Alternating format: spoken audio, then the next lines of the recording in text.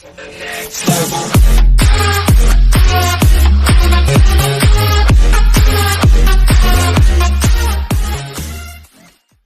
Clippers just became the best team in Los Angeles, and perhaps the NBA.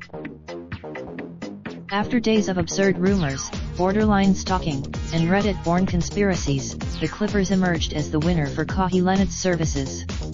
And joining Kawhi, what an unbelievable coup for the Clippers. Not only did Kawhi and PG are going to be an outstanding duo.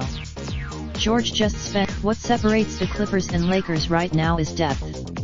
The top two can be. The question from here becomes, who is the Clippers' biggest competition around the league? The Nets are still will the Sixers and their ultra big provide a counterbalance to the Clips? Will Giannis and the fallout of the Clippers' moves will be massive. Toronto will almost. These two things are for certain, though. First, secondly, the Clippers' coup is ultimately a win for smart management. The Nets, while the Nets had their big moment at the start of free agency, the Clippers put a chill on the rest of the league 6 days in. The Clips are going.